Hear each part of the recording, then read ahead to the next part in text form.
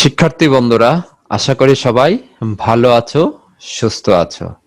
আমি আজিজুল ইসলাম মামুন, প্রভাষক বাংলা বিভাগ, সরকারি কালাচাঁদপুর স্কুল অ্যান্ড কলেজ। সবাইকে স্বাগত জানাচ্ছি।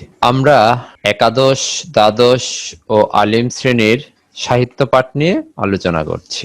সাহিত্য পাঠে মূলত গদ্যাংশ এবং কবিতাংশ রয়েছে। আজ আমরা কবিতাংশ থেকে আলোচনা করব ফরুক আহমদের পদ্মা কবিতাটি। এটি একটি নদীকে নিয়েই কবিতার মূল ভাব। বড় নদী আমাদের দেশের, সেই পদ্মা নদীকেই ঘিরে আসলে কবিতাটি তৈরি করেছেন। ফরুক আহমেদের জন্ম 10 জুন 1918 সালে। তার বাবা সৈয়দ হাতেম আলী, মাতা রওশন আক্তার। তার জন্মস্থান তৎকালীন যশোর জেলার শ্রীপুর উপজেলার মাঝআইল গ্রামে। তার প্রথম কবিতা প্রকাশিত হয়েছিল সওগাত পত্রিকায় 1349 বঙ্গাব্দের অগ্রহায়ণ সংখ্যায়।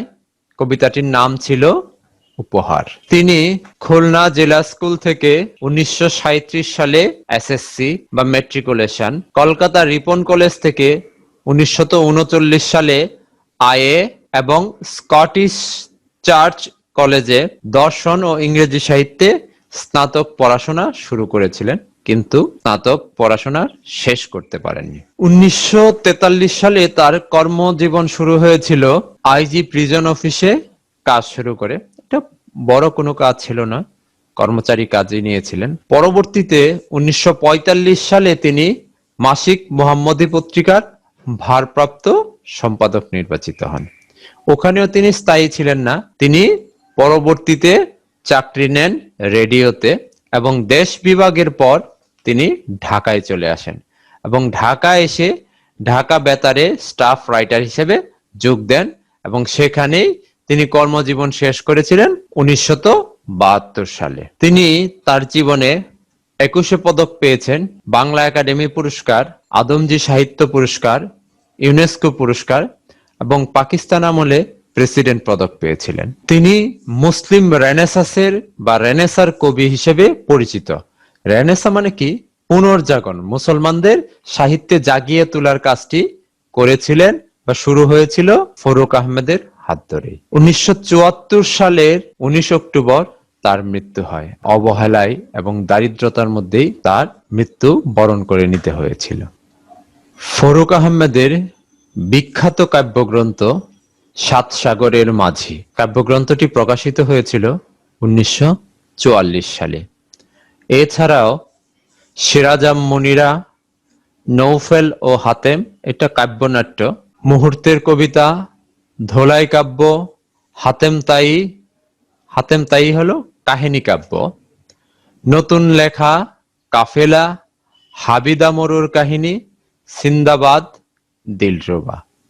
এবং তিনি শিশুতোষ গ্রন্থ লিখেছেন, পাখির বাসা, হরফের ছড়া, চাঁদের আসর, ছড়ার আসর, ফুলের জলসা।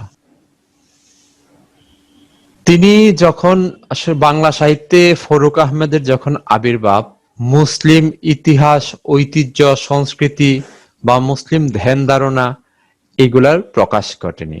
তিনি মুসলিম ধ্যান ধারণার প্রকাশ ঘটিয়েছেন, পাশাপাশি জাতীয় যে চেতনা, জাতীয়তা বোধ, এটা তার কবিতায় প্রকট রূপেই বিকশিত হয়েছিল। ফরুক আহমদ কাব্য রচনায় নিজের বিশ্বাসের প্রতি বিশেষ শ্রদ্ধাশীল ছিলেন এবং তিনি তার বিশ্বাসের যে একটা সীমা আছে, গণ্ডি আছে, এই গণ্ডির বাইরে যাননি। তার কাব্যিক আদর্শ ছিল মোহমুক্ত, মানে কি কোনো কিছু দ্বারা মোহবিষ্ট না হয়ে ধারণার মধ্য দিয়ে অর্জিত এবং বিশ্বাসের আবেগের স্রোতধারা। এবং তিনি যেটা বিশ্বাস করতেন সেটাই তার সাহিত্যে প্রকাশ করার চেষ্টা করেছেন। মুসলিম রেনেসার কবি, জাগরণের কবি, ঐতিহ্যের কবি, জাতিসত্তার কবি ফরুক আহমদ বাংলা সাহিত্যে মহান উচ্চতায় অধিষ্ঠিত। বাংলা সাহিত্যে তার জন্য একটা বিশেষ জায়গা সংরক্ষিত হয়েছে। তিনি আসলে নিজের জায়গাটা তৈরি করে নিতে পেরেছিলেন। কারণ তার যখন আবির্ভাব তখন নজরুলের ব্যাপক প্রভাব পঞ্চপাণ্ডবরা দাপটের সহিত প্রকাশ করেছে এবং রবীন্দ্র বলয় তো এর মধ্যে অনেকেই আচ্ছন্ন হয়ে পড়েছিলেন। রবীন্দ্র বলয়, সেখান থেকেই নিজেকে তিনি একটা নিজস্ব একটা ধারা, নিজস্ব একটা অবস্থান তিনি তৈরি করতে পেরেছিলেন। জাতির আগামী স্বপ্নের জাল বুনতে পথ দেখিয়েছেন এই মহান কবি। আমরা কিভাবে সামনে এগিয়ে যাব, এই দেশ কিভাবে এগিয়ে যাবে? তিনি যৌবনে ভারতবর্ষের বিখ্যাত কমরেড সমাজতান্ত্রিক আন্দোলনের কর্মী এম এন রায়ের শিষ্য ছিলেন। এম এন রায়কেই তিনি আদর্শ মনে করেছিলেন। পরে তার কবিতায় ইসলামী সমাজতন্ত্র মূর্ত হয়ে ওঠে এবং তিনি তার কবিতায় পরবর্তীতে এসে ইসলামিক যে সমাজতন্ত্রের ধ্যান ধারণা, এবং তার কবিতায় আসলে ইরান, মধ্যপ্রাচ্যের যে আরবীয় দেশ, ইসলামের কয়েকটা, এই সৌদিয়ানরা এক ধরনের আর ইরানীয়রা এক ধরনের, এবং ইরানীয়রা এক ধরনের সমাজতান্ত্রিক ধ্যান ধারণা পোষণ করে, সেই ধারণায় বিকশিত হয়েছে অনেক তার কবিতায়। কবি ফরুক আহমেদ 52 ভাষা আন্দোলনে সক্রিয় অংশগ্রহণ করেন। 52 ভাষা আন্দোলনে তার অংশগ্রহণ ছিল সক্রিয়। বাংলাকে রাষ্ট্রভাষা করার পক্ষ নেন এবং ভাষা আন্দোলন নিয়ে তার মধুর চেয়ে মধুর যে ভাই আমার দেশের ভাষা গানটি ব্যাপক জনপ্রিয়তা পেয়েছিল এবং তিনি লেখনীর মাধ্যমে, সৌগাত পত্রিকায় লেখনীর মাধ্যমেও তার প্রতিবাদ জানিয়েছিলেন। তিনি বলেছিলেন যে বাংলা গণতান্ত্রিকভাবে বাংলা হওয়ার কথা পাকিস্তানের রাষ্ট্রভাষা, আর সেইখানে বাংলাকে আঞ্চলিক ভাষা থেকেও দূরে সরিয়ে দেওয়ার যারা চিন্তা করছে তাদের উদ্দেশ্য মহৎ নয়, তারা অসৎ উদ্দেশ্য নিয়ে চিন্তা চেতনা প্রকাশ করছে। এই বিষয়গুলো তার কবিতায় আসলে স্পষ্ট। আমরা আমাদের পাঠ্য তালিকার পদ্মা কবিতাটির আদর্শ পাঠ শুনি।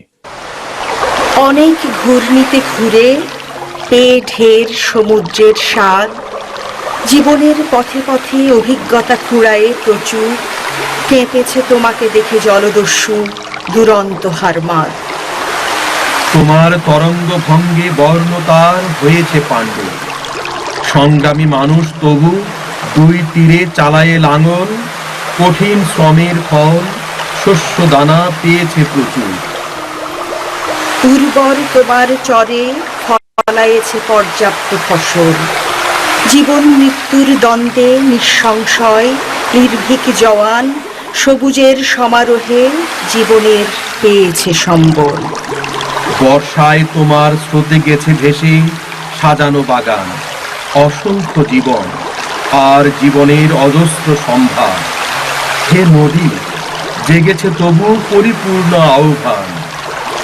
মৃত জড়তার বুকে খুলেছে মুক্তির স্বর্ণদ্বার, তোমার সুতীব্র গতি, তোমার প্রদীপ্ত স্রোতধারা। এই যে পদ্মা কবিতাটির নামকরণে স্পষ্টভাবে বুঝতে পারছি যে পদ্মা নামকরণটি সরাসরি পদ্মা নদীর নামেই হয়েছে। আসলে নদীমাতৃক বাংলাদেশের সবচেয়ে বড় নদী পদ্মা। পদ্মা ও তার বিভিন্ন শাখা নদীকে ঘিরেই বিস্তৃত হয়েছে এই দেশের, বাংলাদেশের নগর ও জনপদ। নগর সভ্যতা আসলে গড়ে উঠেছে বিভিন্ন নদীকে ঘিরে এবং এসব নদীর সংযোগ রয়েছে পদ্মার সাথে। এই পদ্মা কখনো প্রমত্ত রূপ ধারণ করে, কি ধ্বংসকারী রূপ ধারণ করে, আবার কখনো ফসল উৎপাদনে সহায়কের ভূমিকায় অবতীর্ণ হয়। পুরো কবিতাটি আবর্তিত হয়েছে পদ্মা নদীকে ঘিরে। তাই কবিতার নামকরণ বলতে যেটা বোঝায় সেটা পদ্মা যথার্থ বলেই মনে হয়েছে এবং আমার কাছে যথার্থই আমি দাবি করছি পদ্মা কবিতার নামকরণ। তোমরা হয়তো অনেকেই জানো পৃথিবীর খরস্রোতা নদী যে কয়টা আছে তার মধ্যে দ্বিতীয়তম খরস্রোতা নদী হলো পদ্মা, এবং পদ্মার উপর দিয়ে যে পরিমাণ পানি প্রবাহিত হয় এটা যদি সারা পৃথিবীর নদীগুলোর মধ্যে তুলনা করা হয়, এর মধ্যে প্রথম হলো অ্যামাজন নদী দিয়ে সবচাইতে বেশি পানি প্রবাহিত হয়, তারপরেই হলো পদ্মার অবস্থান, দ্বিতীয় স্থানে রয়েছে পদ্মা। এই যে কবিতাটি, পদ্মা কবিতাটি, এই কবিতাটি একটি সনেট কবিতা। সনেট কি? আসলে চতুর্দশপদী কবিতা। কবিতার পংক্তি থাকে 14টি পংক্তি নিয়ে এই কবিতাটি তৈরি হয়। এই একটা বিশেষ ধরনের কবিতার একটা বিশেষ ধারা হলো সনেট, এবং এই সনেটের আবির্ভাব প্রায় ত্রয়োদশ শতাব্দীর শুরু থেকেই। এই সনেটে প্রথমে 13 শতাব্দীতে ইতালিয়ান কবি জিওকোমো দা ল্যান্টিনি এই কবিতাটাই প্রথম সূচনা করেছিলেন এবং তিনি ছিলেন সিসিলিয়ান স্কুলের কবি। এটা তিনি প্রথম শুরু করেন। তারপরে ইতালিয়ান কবি দ্যান্তে, ক্যাভালকন্তে পরবর্তীতে এই কবিতাকে ব্যাপক জনপ্রিয়তা দিয়েছিলেন পেত্রার্ক। এটা হলো ইতালিয়ান ধারা। তারপরে কবিতায় এই সনেটে আসলে বেশ কয়েকটি ধারার তৈরি হয়েছে। এর মধ্যে বিখ্যাত ধারা হলো William Shakespeare, Edmund Spencer. Edmund Spencer আরো নতুন ধারা তৈরি করেছেন। মাইকেল ডায়াট্রন ব্যাপক জনপ্রিয় ছিলেন। বাংলা ভাষায় প্রথম সনেট রচনার কৃতিত্ব মাইকেল মধুসূদন দত্তের। এই সনেট যে কবিতা, এই কবিতার একটা ধারা হলো পেত্রাকীয় বা ইতালিয়ান সনেটে ছিল আসলে দুইটা পার্টে বিভক্ত থাকতো কবিতাটা, অষ্টক আর শতক। প্রথম 8 লাইন বলা হতো অষ্টক, আর শেষের 6 লাইন এটাকে শতক বলা হতো। কিন্তু উইলিয়াম শেক্সপিয়ার এসে এই ধারাটা ভেঙে তিনি 4-4-4-2 এই ভাবে ভাগ করলেন। প্রথম 4 পংক্তি, দ্বিতীয় 4 পংক্তি, তৃতীয় 4 পংক্তি এবং শেষের 2 পংক্তি। এই বিভাজনটাকে বলা হতো চতুষ্ক বিভাজন। চতুষ্ক 4 লাইন করে ভাগ করা হতো। সেইটাকে আবার ভেঙে আরেকটা ধারা তৈরি করেছিলেন স্পেন্সার। সেটা হয়ে যায় ত্রিপদিকা। ত্রিপদিকা হয়েছে, যেটার নাম 3 পংক্তি করে। এবং এই ত্রিপদিকায় অনুসরণ করেছেন আমাদের ফরুক আহমেদ। সনেটের বেলায় পেত্রাকীয় সনেটের যে ধারা ছিল, অষ্টকে ছিল ক খ ক খ ক খ ক খ, কিংবা তিনি কখনো করেছেন ক খ ক খ। এটা হলো অন্তমিলের ধারা। অন্তমিল, কবিতার শেষের অন্তমিলটা আমরা সামনেই দেখব। এটা ছিল পেত্রাকীয় ধারা। শেক্সপিয়রীয় সনেটে আবার তিনি তার মতো করেছেন। তিনি যেহেতু চতুষ্ক ধারায় এসেছিলেন, প্রথম 4 পংক্তি ছিল ক খ ক খ, তারপরে দ্বিতীয় যে চতুষ্ক ছিল তাতে ছিল হলো গ ঘ ঘ গ ঘ, এবং তৃতীয় চতুষ্কতে ছিল অ ছ অ ছ, এবং শেষ যে দ্বিপদী ছিল চ ছ।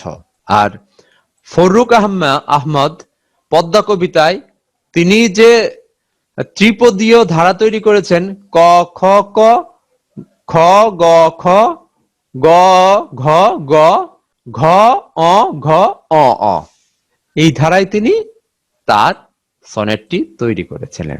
এবং সনেটের তার যে পংক্তি, প্রথম দিকে শুরুর দিকে সনেটের অক্ষরগুলোর মাত্রা থাকতো, প্রত্যেকটা পংক্তির মাত্রা হতো 14 মাত্রার। এই মাত্রাটা আসলে ভেঙে দিয়েছিলেন, আরো বর্ধিত করেছিলেন বাংলা সাহিত্যে রবীন্দ্রনাথ ঠাকুর এসে। রবীন্দ্রনাথ ঠাকুর প্রায় 18 মাত্রার পংক্তি তৈরি করেছিলেন, এবং দেখা গেছে জীবনানন্দ দাশে সেটা কখনো 24 মাত্রাও পেয়েছে। ফরুক আহমেদ তার এই পদ্মা কবিতায় 18 মাত্রায় নিয়ে গিয়েছেন প্রত্যেকটা পংক্তিকে। আমরা কবিতাটি একটু বিশ্লেষণ করার চেষ্টা করি।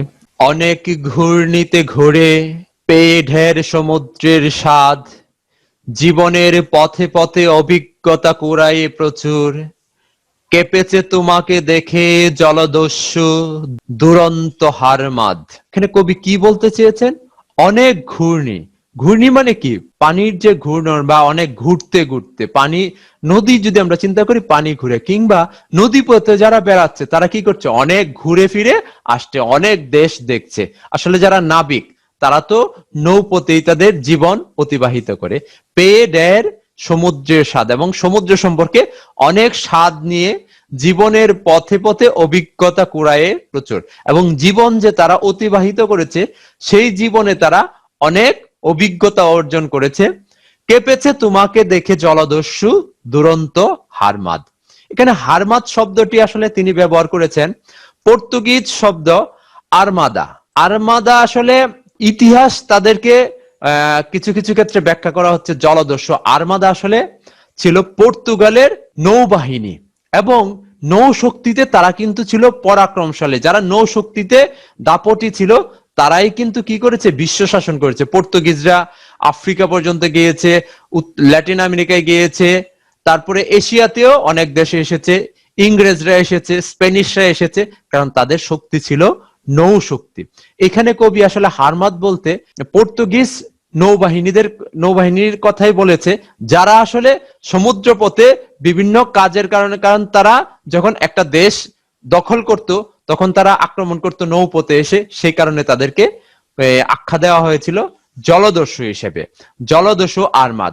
কিন্তু আর্মাদা হলো আসলে মূলত হলো পর্তুগাল নামে যে ইউরোপের একটি দেশ আছে, সমৃদ্ধ দেশ আছে, ওই দেশের নৌবাহিনীর পরিচয় হলো আর্মাদা নামে।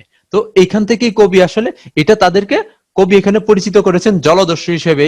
তারা জলপথে এসে আক্রমণ করে দখল করে নিত এবং তারপর এটা লুটপাট করতো। তখন তাদের এটা ছিল এবং তারা এই কাজগুলো করেই পৃথিবী অনেক দেশ তারা নিয়ন্ত্রণ করেছিল। ব্রাজিলের মতো বিশাল ভূখণ্ডের একটা দেশ তারা দখল করে নিয়েছিল। ইউরোপের সাথে অনেক মহাদেশের যুদ্ধ তখন ছড়িয়েছিল, অনেক মহাদেশ ইউরোপ থেকে গিয়ে পৃথিবী শাসন করেছে। যেমন ব্রিটিশরা এসে ভারতবর্ষ দখল করে নিয়েছিল, ঠিক তেমনি স্প্যানিশরাও তাদের মতো করে দখল করে নিয়েছিল, এটাই বলেছে। কিন্তু তারা এসে ওই যে জলদস্যু বা তারা এসে ভারতবর্ষে এসে বা পদ্মাকে দেখে তারা কেঁপেছে, তারা ভয় পেয়েছে, পদ্মাকে তারা ভয় পেয়েছে। কবি এটাই এখানে বলতে চেয়েছেন। তারা বাইরে থেকে অনেক ঘুরে ফিরে অনেক অভিজ্ঞতা নিয়েছে, কিন্তু পদ্মাতে এসে তারা ভীত হয়েছে। তোমার তরঙ্গ ভঙ্গে বর্ণতার হয়েছে পাণ্ডুর। এই যে তোমার তরঙ্গ, তরঙ্গ মানে কি ঢেউ, তোমার ঢেউয়ের আঘাতে বর্ণ, কার বর্ণ? আর্মাদাদের বর্ণ কি হয়েছে? পাণ্ডুর হয়েছে। পাণ্ডুর মানে কি? পাংশে হয়ে গেছে, মলিন হয়ে গেছে, রক্ত শূন্য হয়ে গেছে, তারা ভয়ার্ত হয়ে পড়েছে। ভয়ার্ত চেহারা কবির চোখে এখানে ফুটে উঠেছে। সংগ্রামী মানুষ তবু দুই তীরে চালায়ে লাঙ্গল, কঠিন শ্রমের ফল শস্য দানা পেয়েছে প্রচুর। এই যে আর্মাদারা ভয় পেয়েছে এখান থেকে, কিন্তু আবার এই দেশের কৃষকরা তারা কি করেছে? তোমার দুই তীরে, পদ্মার দুই তীরে কি করেছে? লাঙ্গল চালিয়েছে। এবং লাঙ্গল চালিয়ে তারা লাঙ্গল দিয়ে কি করছে? কঠোর পরিশ্রম করেছে। এই পরিশ্রম করে ফল শস্য দানা পেয়েছে প্রচুর। এখানে কি করেছে? তারা অনেক ফসল পেয়েছে, অনেক শস্য পেয়েছে, এবং এই শস্য ভাণ্ডার দিয়ে তারা কি হয়েছে? সমৃদ্ধ হয়েছে। এখানে প্রথম দুই ত্রিপদিকা দেখলাম আমরা, 4টি ত্রিপদিকা এবং একটা দ্বিপদী। উর্বর তোমার চরে ফলায়েছে পর্যাপ্ত ফসল। এবং তোমার যে চর আছে, এই চরে, নদীর চরে কি হয়েছে? প্রচুর ফসল ফলিয়েছে। কারা? কৃষক, যারা লাঙ্গল দিয়ে চাষ করেছে। জীবন মৃত্যুর দ্বন্দ্বে নিঃসংশয় নির্ভীক জোয়ান, সবুজের সমারোহে জীবনের পেয়েছে সম্বল। উর্বর তোমার চরে। কিভাবে নদী উর্বর হয়েছে? চরগুলা কিভাবে উর্বর হয়েছে? পদ্মা যখন প্লাবিত হয়, দুকুল প্লাবিত করে দেয়, তখন কি করে? বন্যা হয় বা প্লাবিত হয়ে এর সাথে, প্লাবনের সাথে কি যায়? প্রচুর পলিমাটি যায়, এবং পলিমাটি কি করে? উর্বরা শক্তি বাড়িয়ে দেয় জমির। এবং আমাদের দেশের জমির উর্বরতা শক্তি বাড়ানোর অন্যতম সুযোগ হলো বিভিন্ন বন্যায় নদীর দুকুলগুলো প্লাবিত হয়ে যায়। এখন সেরকম বন্যা নাই, উর্বরতা শক্তি, ওই যে পলিমাটির বিস্তরণটা ওইভাবে হচ্ছে না।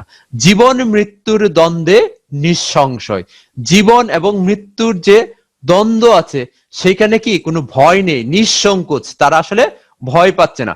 পদ্মা কি ভয়ঙ্কর রূপ ধারণ করে? লঞ্চ ডুবি হয় না? প্রচুর লঞ্চ ডুবির কাহিনী তোমরাও শুনেছো। হাজারো মানুষের প্রাণ গিয়েছে, কিন্তু তারপরে কি করেছে? তারা পদ্মা পাড়ি দিয়ে এপার এসেছে, ওপার গিয়েছে, কিংবা পদ্মার বুকে তারা চাষবাস করতে গিয়ে প্রাণ দিয়েছে, কিংবা জেলেরা যে পদ্মায় ইলিশ ধরতে যায়, মাছ ধরতে যায়, তারা প্রাণ দেয় না। এখানে জীবনের ভয় আছে, তারপরেও কি তারা নিঃসংশয় মানে কি? নিঃসংকোচ, তারা ভয়হীন, ডরহীন, তারা সেখানে ঝাঁপিয়ে পড়েছে প্রাণের প্রয়োজনে, বাঁচার তাগিদে। নির্ভীক জোয়ান, জোয়ানেরা কি? ভয়হীন। যুবকেরা ভয়হীন। সবুজের সমারোহে জীবনের পেয়েছে সম্বল। এবং এই পদ্মা যে সবুজ সম্ভারে ভরিয়ে দিচ্ছে, সবুজ ফসলে ভরিয়ে দিচ্ছে, তাতে কি হয়েছে? তারা বেঁচে থাকার সম্বল পাচ্ছে, সহায় পাচ্ছে। বর্ষায় তোমার স্রোতে গেছে ভেসে সাজানো বাগান, অসংখ্য জীবন আর জীবনের অজস্র সম্ভার, হে নদী জেগেছে তবু পরিপূর্ণ আহ্বান। বর্ষায় কি হয়? দুকুল প্লাবিত হয়, প্লাবিত হয়ে বন্যায় কি হয়? সাজানো বাগান ভেসে যায়, অসংখ্য জীবনও তার সাথে ভেসে যায়।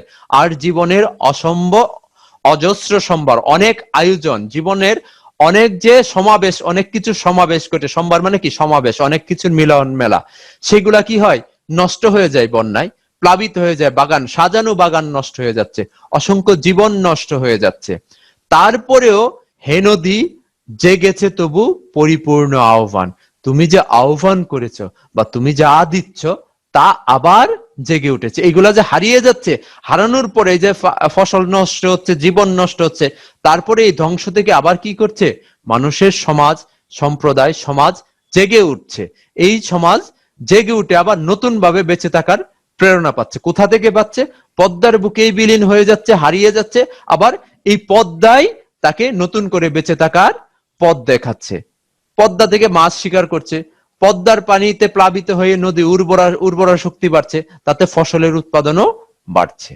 মৃত জড়তার বুকে খুলেছে মুক্তির স্বর্ণদ্বার, তোমার সুতীব্র গতি, তোমার প্রদীপ্ত স্রোত দ্বারা। কি বলছে? মৃত জড়তা। এখানে কি করে? যখন বন্যা আসে তখন একটা কি জড়তা বা ধ্বংসযজ্ঞ আসে, তখন জড়তা নেমে আসে, মানুষ আসলে স্তব্ধ হয়ে যায়। সেখান থেকে আবার মানুষ কি করেছে? মুক্তির স্বর্ণদ্বার পেয়েছে। কি স্বর্ণদ্বার মানে? কি একটা সোনালী সম্ভাবনা, সোনালী পথ, বেঁচে থাকার একটা অবলম্বন আবার নতুন করে সে খুঁজে পেয়েছে। কোথায়? তোমার সুতীব্র গতি। কার গতিতে? পদ্মার গতিতে। পদ্মা যে গতিতে চলমান, সে তার গতিতে চলতেই থাকবে। এখানে ধ্বংস হবে, সৃষ্টি হবে, সেসব কিছু নিয়ে এই পদ্মা তার মতো সামনে এগিয়ে চলেছে। তোমার প্রদীপ্ত স্রোত দ্বারা, তোমার যে স্রোত প্রবাহিত হয়, এটা কি এখানে কবি কিসের সাথে তুলনা করেছেন? উজ্জ্বল, উজ্জ্বল্য ছড়ায়, আলোকিত, আলোকিত স্রোত ধারার কথা এখানে কবি বলতে চেয়েছেন। এবং এই আলোকিত স্রোত ধারা দিয়েই পদ্মা এদেশের মানুষের জীবনে বা পদ্মা বিধৌত অঞ্চলের মানুষের জীবনে গতি ফিরিয়ে আনে। ধ্বংস করে, যদি কখনো ধ্বংস করে, সেই জীবনে আবার গতি এনে দেয় কে? পদ্মায় গতি এনে দেয়। এবং পদ্মা আশ্রিত মানুষেরা পদ্মাকে ঘিরেই বেঁচে থাকার স্বপ্ন দেখে, বিপদেও পদ্মাকে আশ্রয় করে, এবং সাফল্যের জন্য পদ্মার মুখাপেক্ষী হয়েই থাকে পদ্মা অঞ্চলের মানুষেরা। শুধু পদ্মা নয়, আমাদের পুরো বাংলাদেশটাই পদ্মার মতো। আমরা আসলে নদীমাতৃক দেশ, নদীকে ঘিরেই গড়ে উঠেছে আমাদের জনপদগুলো। নদীমাতৃক বাংলাদেশের অসংখ্য নদ নদী ছড়িয়ে আছে। এই যে আমাদের নদীমাতৃক দেশ, এই নদীমাতৃক দেশে অনেক নদী রয়েছে। পদ্মা তাদের অন্যতম এবং বৃহত্তম নদী। এবং আমাদের এই যে নদী আছে, 230টার মতো নদী আছে, এই নদীর মধ্যে অন্যতম বৃহত্তম নদী এবং গুরুত্বপূর্ণ নদী হলো পদ্মা। কবিতায় পদ্মার দুটি রূপ তুলে ধরেছেন কবি, এবং এই কবিতায়, পদ্মা কবিতায় কবি পদ্মার দুটি রূপ এখানে ব্যাখ্যা করেছেন বা বিশ্লেষণ করার চেষ্টা করেছেন। প্রথমত, প্রমত্ত পদ্মার ভয়ঙ্কর রূপ। প্রথমেই কি দেখিয়েছেন? পদ্মার ভয়ঙ্কর রূপ দেখেছেন, যা দেখে বহু সমুদ্রে ঘোরার অভিজ্ঞতা সম্পন্ন দুরন্ত জলদস্যুরা ভীত হয়েছে। এই পদ্মাকে দেখে জলদস্যুরা ভীত হয়েছে। আবার আমরা দেখেছি কি, পদ্মা ফসলের বাগান, ফলের বাগান, এইগুলো সে কি করছে? ভাসিয়ে নিয়ে যাচ্ছে। এটা হয়তো প্রমত্ত রূপ।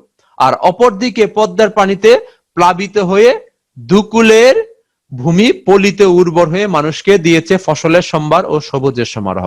আবার পদ্মা কি বন্যার কারণে দুকুল প্লাবিত হচ্ছে, প্লাবিত হয়ে পলি পরে জমিগুলো উর্বর হচ্ছে, উর্বরা শক্তি বাড়ছে, উৎপাদন ক্ষমতা বেড়ে যাচ্ছে, তাতে কি হচ্ছে? ফসলে ফসলে ভরে যাচ্ছে কৃষকের ঘর, এবং আশপাশের সবকিছু সবুজ সম্ভারে ভরে উঠছে।